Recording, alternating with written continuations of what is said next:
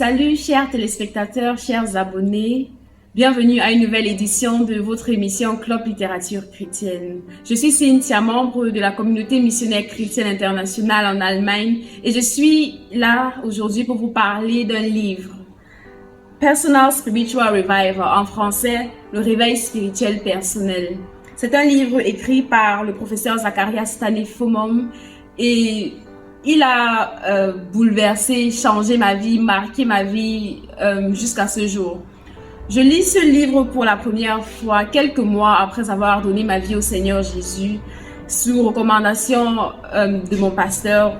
En le lisant, je n'avais vraiment pas d'attente spéciale, je le lis simplement. Et ce livre a tellement marqué ma vie que je l'ai lu dans toutes les langues que je sais lire et je le lis chaque année depuis la première fois que je l'ai lu.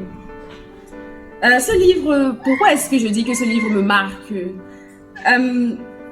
C'est un livre qui est extrêmement pratique. C'est la première chose qui m'a frappée, c'est les conseils, c'est-à-dire le livre est divisé en 4 chapitres. Donc, si vous permettez, je lis.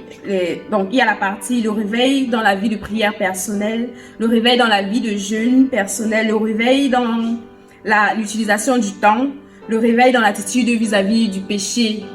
Et dans chacune de ces parties, l'auteur commence d'abord par donner les pensées générales concernant la prière, concernant le jeûne, concernant l'utilisation du temps, concernant le péché.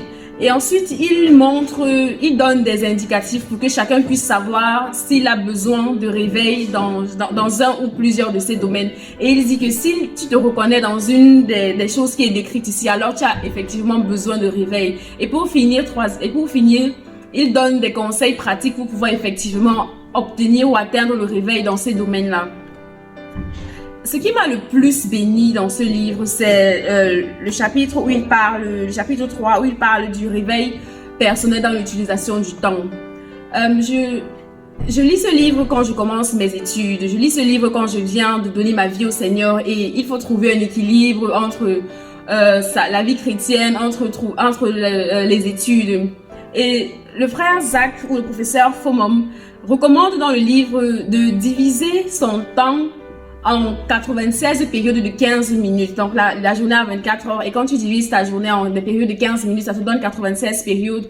Et de pouvoir faire un emploi du temps pour pouvoir être comptable de chacune de ces 15 minutes, de savoir que ok, les dernières 15 minutes, voici ce que j'ai fait, voici ce que j'ai pu atteindre. Et ce livre, et j'ai fait cet emploi du temps, j'ai fait cet emploi du temps là.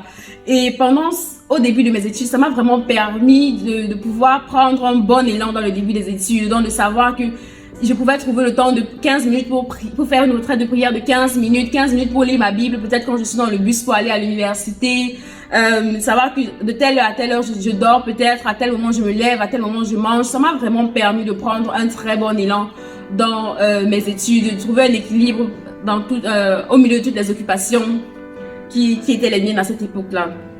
Et une autre chose qui m'a beaucoup béni, qui m'a vraiment beaucoup boosté, c'est, il dit dans le livre que si tu gaspilles 15 minutes de chaque heure, c'est qu'à si tu atteins par exemple l'âge de 100 ans, tu auras gaspillé 25 années de ta vie. Donc parce que 25 est le quart de 100. Donc en faisant juste ce simple calcul là, tu te rends compte que on se rend compte que beaucoup de temps est gaspillé et on ne s'en rend même pas compte.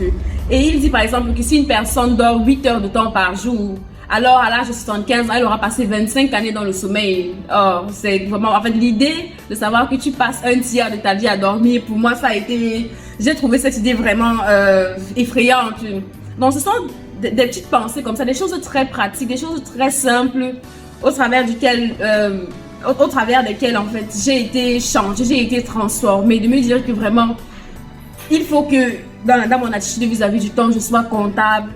Et la dernière chose qui me marque, c'est il dit tu as besoin de réveil en fait si tu as stagné dans un domaine ou dans un autre. Et c'est une chose qui m'a beaucoup encouragée au fil des années à aspirer à faire toujours un peu plus de progrès, peu importe que ce ne soit qu'un seul pas, 5 pas, mais toujours aspirer à faire du progrès parce que la stagnation c'est la rétrograde. Et c'est vraiment une chose qui me porte au fil des années dans tout ce que dans ma vie, pas juste dans l'aspect de ma chrétienté, mais dans toute autre chose dans ma vie. Toujours être en train d'aspirer à faire plus de progrès, même lorsque ça ne marche pas, mais essayer encore davantage à faire du progrès.